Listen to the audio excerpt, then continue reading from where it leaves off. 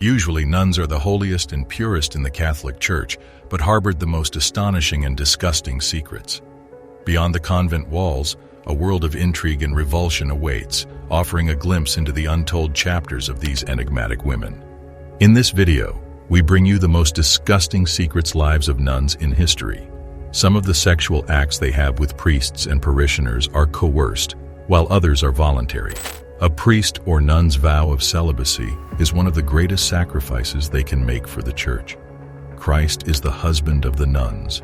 They would rather devote their lives to God than marry. However, many nuns struggle to live out their religious commitment on a daily basis. Despite its emphasis on sanctity and chastity, the Catholic Church has had its share of monastic scandals. Why then do nuns have such a notorious and suspect past? Sit back and relax as we reveal the most disgusting secret lives of nuns in history. Warning: this video contains some material that some viewers may find upsetting or objectionable. Controversial events.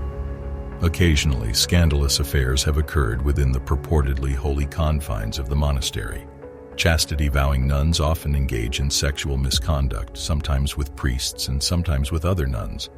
They result in broken vows and ruined reputations because these illicit relationships test the fundamental foundations of their religious calling.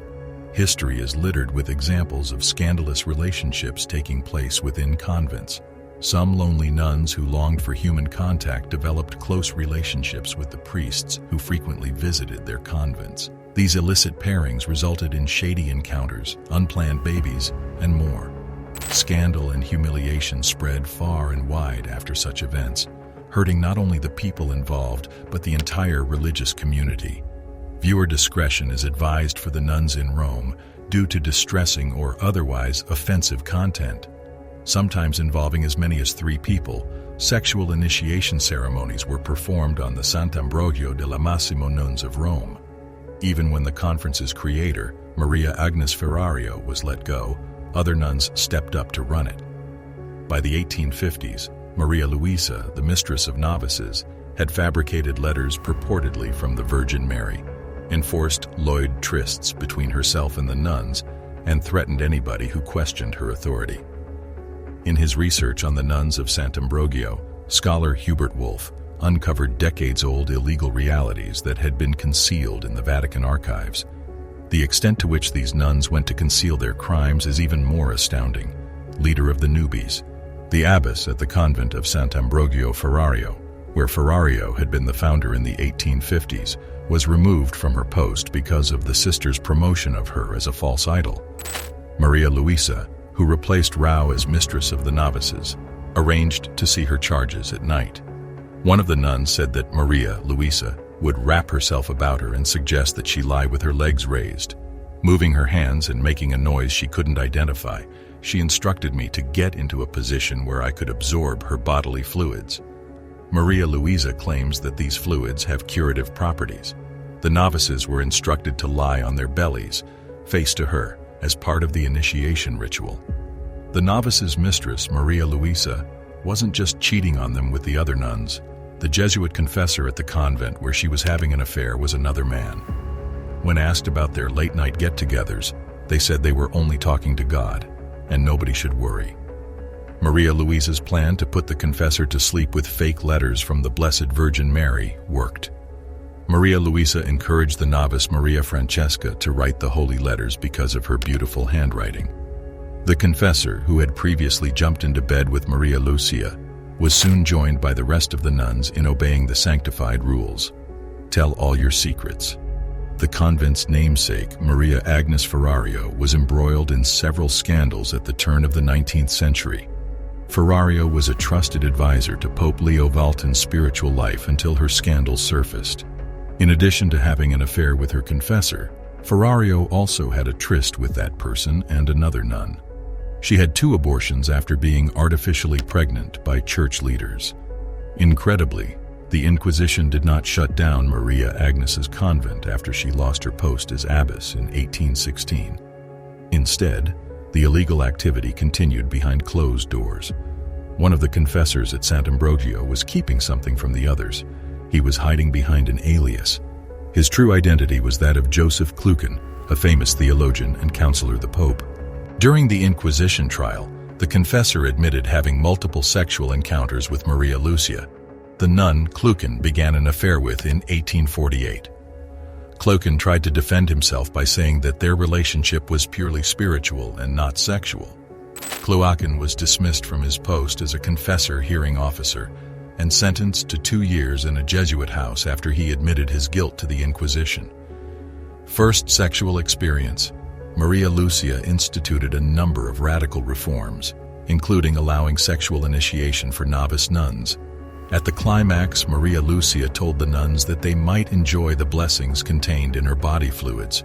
Throughout the trial, Maria Lucia admitted that Ferrario, the founder of the respected order, had used similar methods to pass on his miraculous elixir to her and other novices. If any novices had argued against the rites, they would have been invited to spend the night in Maria Lucia's cell, where they would have contracted an unknown illness and died. Katharina, the princess. Princess Katharina von Hunzel and Sigmaringen had already been through 2 divorces by the time they were 36 years old. After visiting the Sant'Ambrogio convent in Rome, the princess decided to become a nun rather than return to her home country of Germany. However, the princess soon uncovered strange goings-on and became fearful for her safety. The princess secretly transmitted a message reading, "Only save me," in an unfamiliar typeface. After learning of the illegal and repressive actions of the abyss, she believed Maria Lucia was trying to kill her.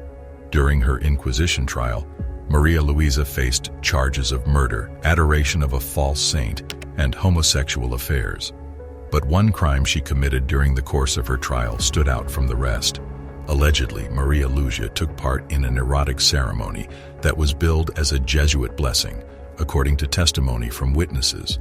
The founder of the convent, Maria Agnes Ferrario, secretly blessed its members with French kisses and other intimate acts. According to one eyewitness, the male confessor made the sign of the cross on the victim's throat. Once in a while, he'd stick his tongue deep within the penitent's lips and give them a kiss on the heart. While bent before the confessor, no one ever went into a trance-like state to receive the benediction. Divine directives, so to speak. Maria Luisa decided to permanently remove the critic after showing an explicit letter to the convent's newest member, the twice-widowed German Princess Katharina. Maria Luisa used forgeries of the Virgin Mary's messages to justify her deeds. Maria Luisa was told to end Katharina's life by divine intervention. After many failed efforts, Princess Katharina finally escapes the convent with the help of her cousin. After becoming seriously ill and refusing all food and medicine, Katharina was transported to her family's French chateau to recover. Later, Maria Luisa admitted that she had made the princess ingest opium, mercury, and glass powder. Sant'Ambrogio.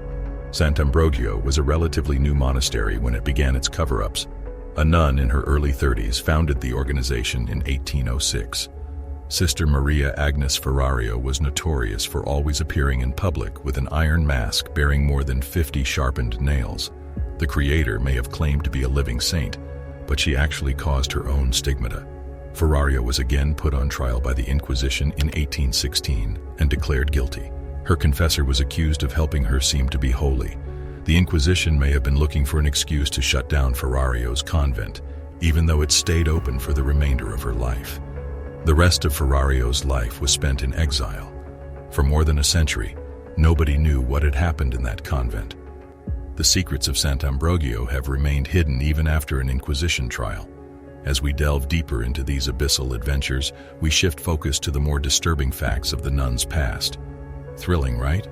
Have you subscribed yet? Be sure to do so now for more interesting revelations like this. Misuse of authority, abuse of power, hidden under the calm authority of some abysses or mother superiors, has been revealed. These high-ranking nuns used their authority to further their own interests and that of the convent as a whole. The abused nuns were frequently subjected to many forms of mistreatment, including physical, emotional, and sexual abuse. Convents are particularly dangerous places because of the potential for power abuse. The nuns were victims of physical abuse, verbal abuse, and psychological manipulation at the hands of abusers motivated by a desire for supremacy or personal fulfillment. Some shocking instances of sexual exploitation have been documented, with defenseless nuns falling prey to predators in authoritative roles. Two disturbing aspects of the history of nuns, religious fanaticism and the suppression of feminine identity within religious institutions. Instances of religious fanaticism among nuns were fueled by fervent beliefs in divine messages or a desire to combat perceived injustices. This led to extreme behaviors, violent acts, and even religious rebellions in certain communities. On the other hand, the suppression of feminine identity within religious life denied women the opportunity to fully express themselves and explore their unique experiences. This perpetuated gender inequalities and reinforced patriarchal power structures. However, it is important to note that not all nuns or religious communities had these experiences, as many lived lives of genuine devotion, service, and empowerment. The intention is to provide a nuanced understanding of the diverse experiences of nuns throughout history, stomach-churning events from the past that you never knew revealed. Click on the next video now to find out more.